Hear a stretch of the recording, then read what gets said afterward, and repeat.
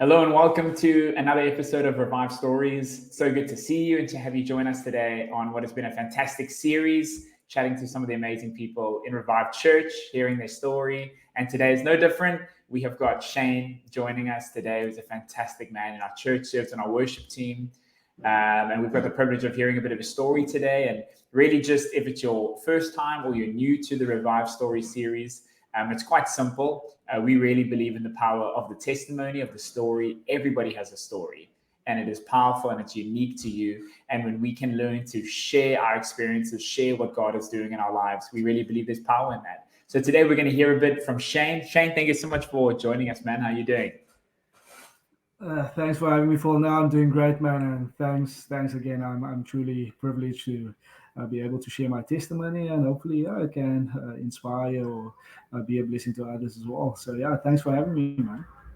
Amazing, man. Amazing. Thank you so much for joining us. And like we do most weeks, we enjoy starting at the beginning.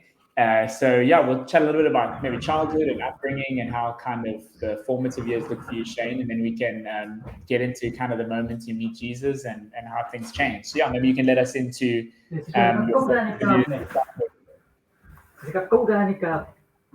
Yes, man.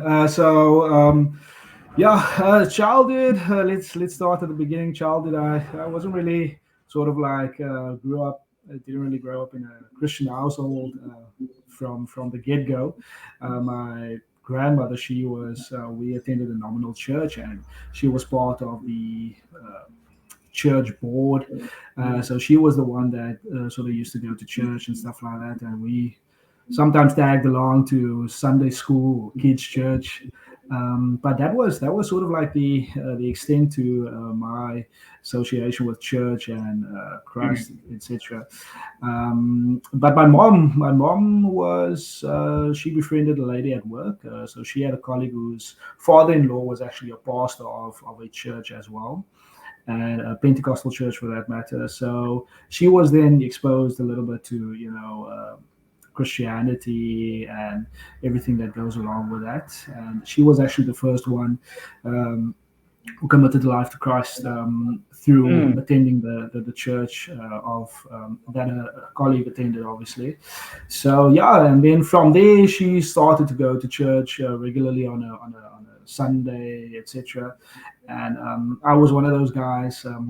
So we grew up in Atlantis, and there was a local radio station that aired their top 40 on a Sunday morning. So I was one of those who sort of like faked my sleep, and my mom would come and she would like, okay, time to get up for church, and I would just fake asleep, man, just to listen to the top 40 because that was more important. Yeah. But yeah, that's sort of my early childhood.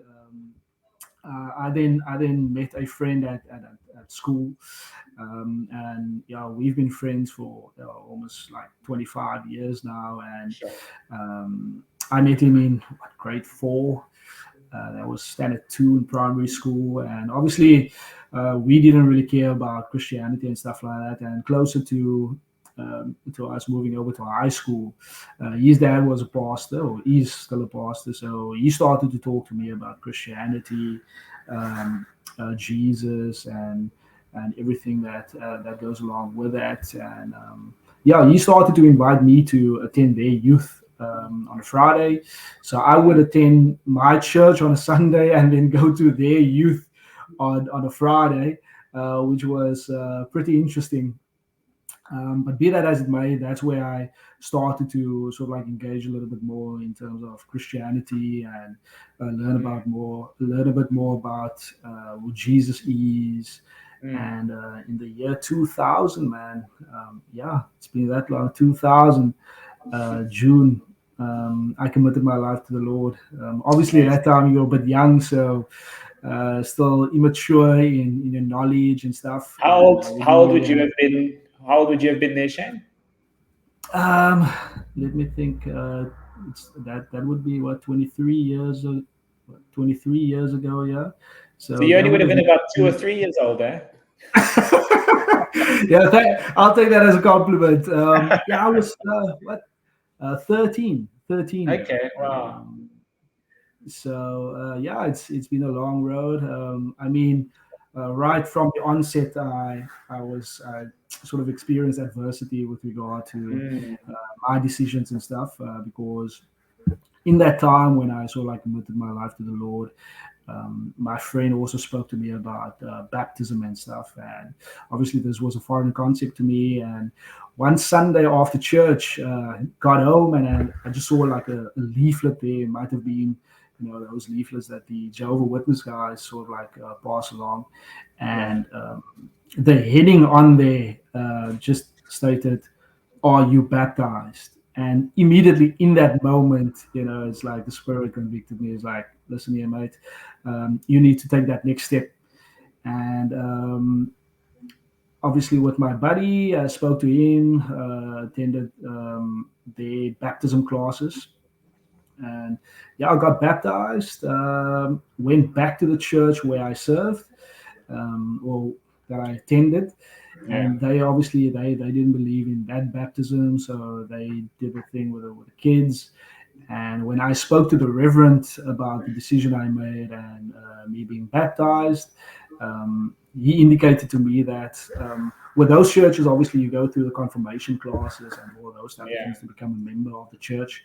So he indicated to me that for me to be part of the church as a member, I need to stand in front of the pulpit, in front of the entire congregation, and declare that I made a mistake by getting baptized. Mm, So yeah, so I was like a 13-year-old, and sort of like make a decision. Okay, do I now need to remain here, and being conflicted with, their practices, or do I need to move, mm.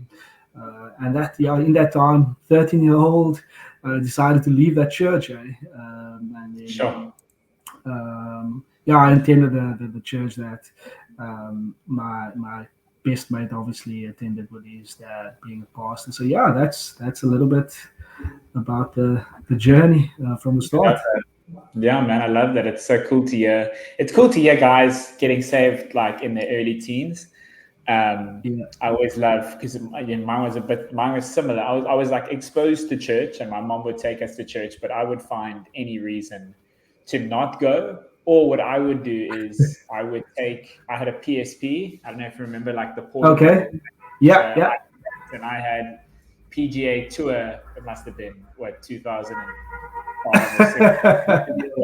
So then I would go to the mom's room and then I would play PGA Tour on my Okay. PSP as Okay. like a young guy. So obviously Yeah.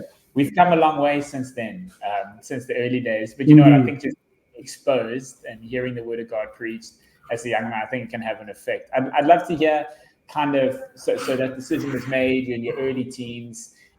What type of impact or effects did kind of believing in Jesus, taking on this journey have as you were getting older? So later teen years, getting into your early 20s.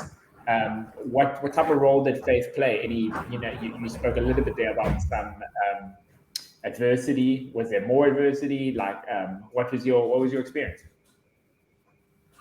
Yeah. So luckily, or I don't know, I guess this is probably subjective, but luckily we weren't really exposed to sort of like the partying and going clubbing and all of those type of things. So Yeah, my folks were sort of like guarded us in that event. So I didn't, I don't really have a story of passing out in an alleyway and meeting God. So as I yeah, explained, sort of like being a bit on the straight and narrow, even though I was a bit disobedient in not going to church. yes, Um, so yeah, look, in our family, we've been exposed to a bit of alcohol abuse and mm, the effects thereof. And in that time, you sort of like you can go down the path of hate and resentment. Or yeah, you can go down the path of forgiveness. And trying to save or live a life that speaks Jesus. mm, In order for my dad to see the light. So Sure. so yeah, that was a bit challenging as such. So that carried on for a couple of years, and he eventually found Jesus. So we were super stoked about that, and Yeah. yeah, man, it's. Later on, I obviously met Crystal, and I was sort of like a hardcore guy, man. I wasn't like as relaxed as I am now, Yeah. or I've been of late. So yeah, she sort of like brought about the balance. So yeah, I'm Mm. forever grateful for her stepping into my life, which is also another story all in its own, how we met and stuff. But I believe Yeah. that God really brought us together, That's awesome. and yeah, so she sort of like she was the one that always indicated, listen, yeah, you need to be a bit more gentle, man. You need to approach things a little bit more gently. And I was like, what? Probably you become a G star or something. But yeah, she sort of like taught me, how to just, before I react to something, just step a little bit back, and Mm. really, that old cliche, what would Jesus do in this moment? Actually, Yeah. would he go about and uh, handle it in his own way, or receive an instruction, obviously spirit led, and that is definitely what she. One of the big things that she instilled in my life to just Mm. first listen and then speak. So I'm like yeah, I'm like on that journey right now because like I think just hearing you talk, I think we're quite similar in some ways. And my wife has also done that for me. I'm also very quick to speak, very quick to yeah, share an opinion, and sometimes it doesn't always come across in the way you intended it to come across. So it's great when you exactly. I've heard that a lot. yeah when you can find someone who's running the same race that you're running and is trying to honor God with their life and with their decisions. They really can perform that almost kind of a balance for you. And yeah, in my Yeah, conversation with Crystal, I can definitely see her being that for you. And I'd love to maybe ask a yeah, bit more. I know you guys have had you guys have got two amazing kids, but a yeah, few ups and downs as yeah, parents and yeah, the parenting journey. And I think, geez, I think we could definitely encourage some parents here today who are maybe going through some stuff with their kids and just maybe listening to a little bit of your experiences and your story. So I'd love to hear maybe just a bit on that. cool, man. So yeah, just before I start with the parenting, there's like a preface that would give some context with regard to where Yeah. we are. So obviously, we both of us grew up, in loving households and stuff like that, and there's always been parental support, when it comes to kids and stuff like that. And it was in 2016 that Crystal's mother started to get very ill. That was around about April 2016, and her health rapidly deteriorated, and Sure. went on for like a couple of months. We our wedding date was set for the 26th of November 2016, Mm. and closer to the time, look, it got to the point where she couldn't really do anything for herself, and Crystal and her elder sister, they had to sort of like assist her with doing basic things, Sure. and nobody could really underline or pinpoint what was wrong. Mm. Went in the hospital. She was also a diabetic, so there was a couple of times when she actually went into a sugar coma, and this one night, it was a Thursday, she went into a coma again. They took her to the closest hospital, and they indicated that they need to keep her mom there overnight, just observations, Mm. just to ensure that she's like stable, etc. And Friday morning, I still don't understand how it happened. Um, I was out. I slept over at my aunt's place because I had to attend a work training session out in town. And the Friday morning, I was around about, I think around about 3 a.m. or just after 3. My phone was on silent, but I heard this thing ring. Answered the phone, and Crystal told me that her mom passed away. Aye. And yeah, so I told her, okay, I'll just wrap up my course for the day, and I'll come straight to their house, or go straight to their house. And about, I would say, roughly like 2 hours later, I was starting to get ready. I was in the shower, and I saw my then boss's wife. She tried to call me as well, so I phoned her back, and she's like, "Did you hear the news?" And I'm like, "Yeah, no." Crystal phoned me that mom passed away, and she was like, "No, but her dad passed away now as well." What? So yeah, man. So they were called into the hospital to come and obviously identify the body, return back home, and Crystal's dad was sort of like involved in the church with the burial societies and those kind Yeah. of things, and he was getting the documentation, everything ready, to submit to the church for obviously planning the funeral. And he held his wife's ID in hand, and he just caved in. He was I think he also had a heart condition, Yeah. triple diabetes and those things. So yeah, he just caved in, and I think what added to that was that the Monday prior to their passing, Crystal's uncle passed away, dad's brother. So yeah, man, I think that was Jeez. probably too much for him today. Yeah. Sure. That's insane. So yeah, what's crazy about that is, so both of her parents passed away the Friday morning. The Saturday morning after that Friday, we had to attend our uncle's funeral. The Yeah. Saturday after that, we had to attend her parents' funeral, and the Saturday after that, it was our wedding. So yeah, it was Uh, it was crazy, man. and the wedding So day, that still happened that Saturday? yeah, it still happened. I obviously approached my folks for some guidance. I approached my Yeah. pastor for some guidance. Spoke to her sister as well to find out, okay, is it a good idea to rather cancel the wedding? And we were Yeah. of the opinion that it's not too close to the wedding day for it to be canceled, and but it's not too far for one to sort of like get refunds for all the stuff that we've sort of like booked already. Yes. So everybody sort of like in unison indicated that we can carry on. But the reason why I brought that part in was with Haley's birth. Haley was born 3 months premature, so Mm.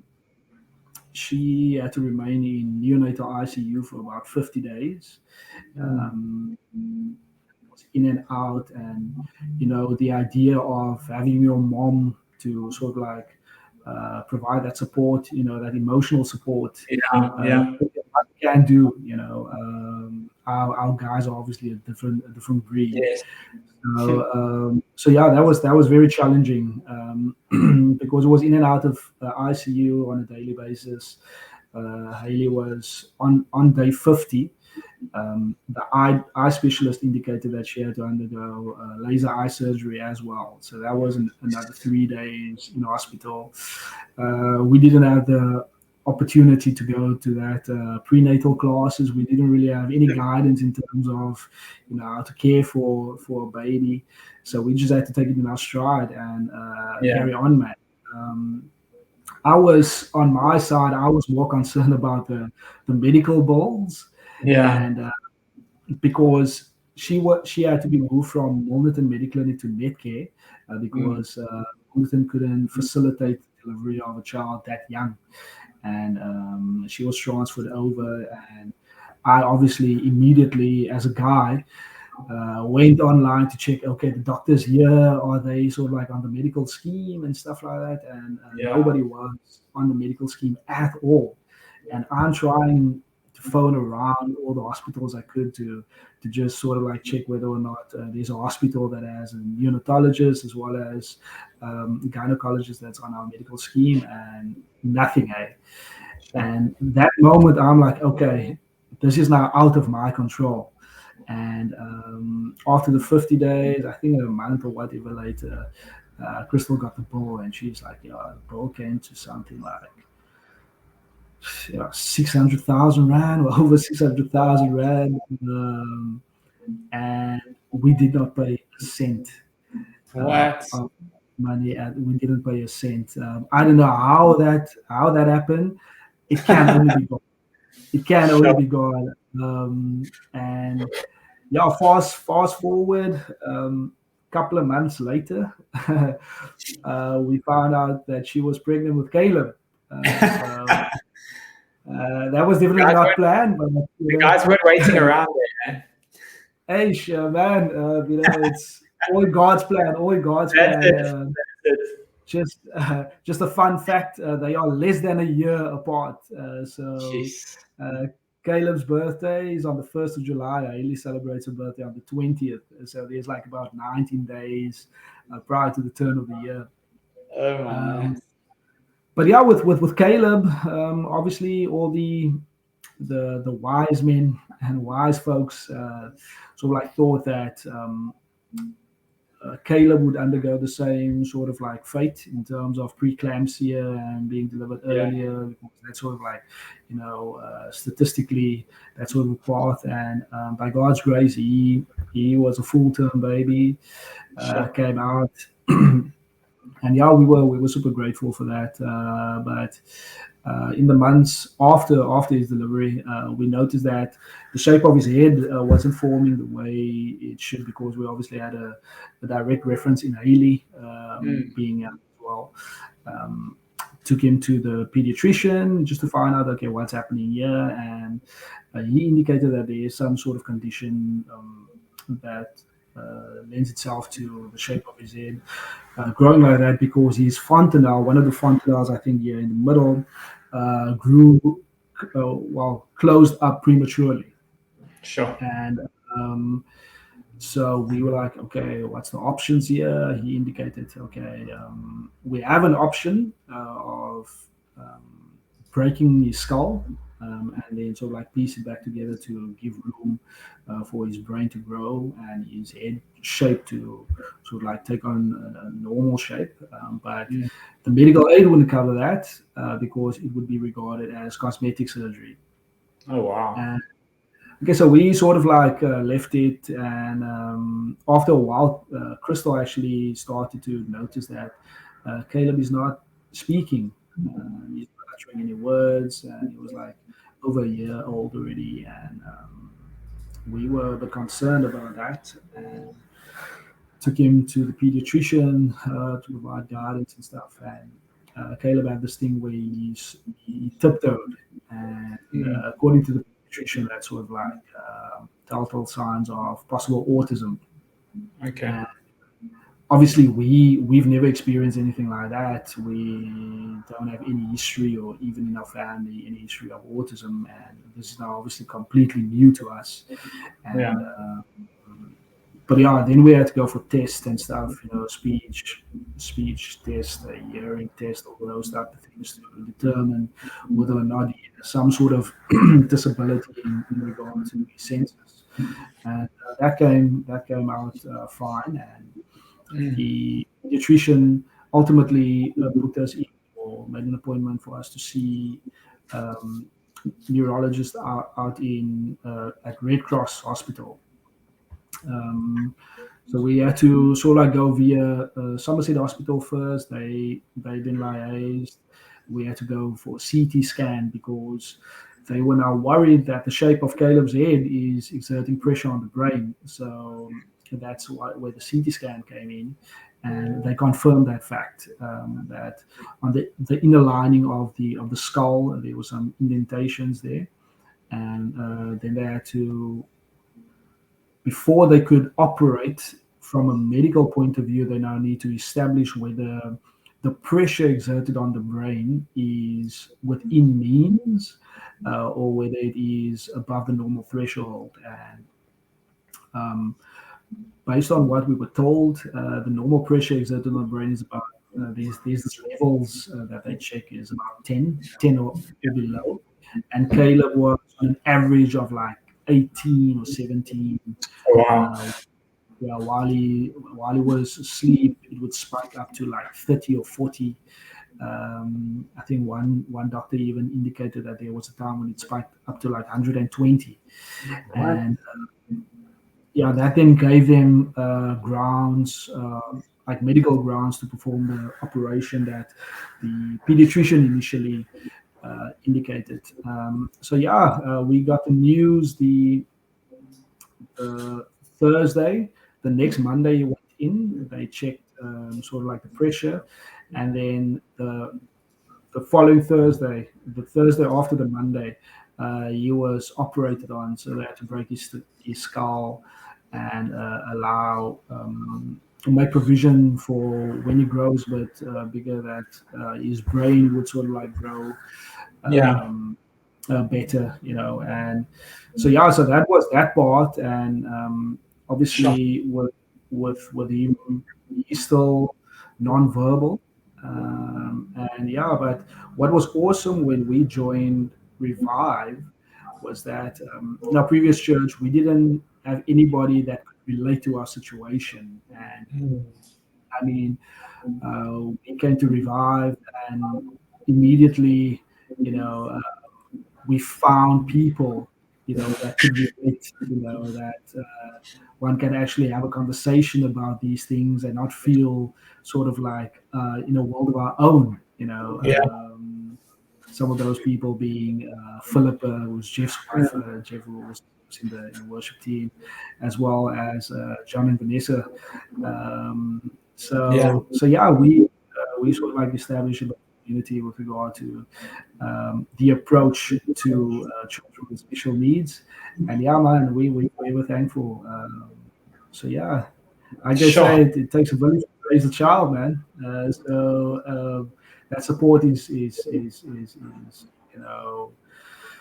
it's gold dust, man. You Yeah. don't just get this, anywhere.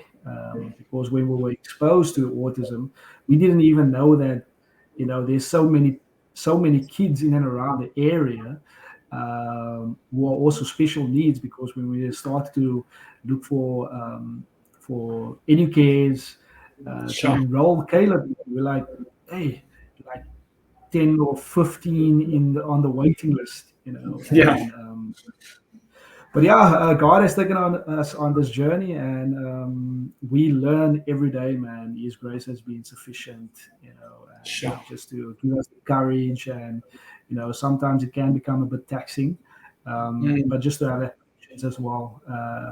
So yeah, man, that's with the kids, yeah, and the parenting. Sure. Man, that's so good. And what an encouraging, geez, I think the story and the idea that I'm getting is that there have been highs and they've been lows, Yeah. but having this foundation on God, it's almost like he'll make a way in each season. Yes, man. Yeah. But if it's providing a financial solution, like there with the hospital, if it's providing the right people who can support in the parenting journey, he'll do that. And I think, geez, what an Yeah. amazing takeaway from this video. And yeah, we really appreciate you. We really appreciate you taking the time on your work hours to. I don't say that out loud. Yeah. Obviously, he's on a lunch break. Yeah, taking the Yeah, time yeah, yeah. to just share your story with us, man. We're encouraged and inspired, and I really hope that I really hope that everybody that has watched this video and will watch this video, that it encourages you. And if you know of anybody that's maybe going through any of the experience or situations that Shane has shared and how God has brought them through, share this video along. Engage with us in the comment section. We'd love to find out more, and if there's ways that we can come alongside you. But we really appreciate your time. And Shane, thank you so much, man. We appreciate your time today. We really an amazing story. Yeah, thanks a lot for having me, man. And to everybody listening, just put God first, man. Relinquish control unto Him, and yeah, you shall direct our paths, man. So So thanks good. for having So me. good. Thank you, Shane. Thank you, everybody. We hope you enjoyed this video, and we'll see you next time. Cheers.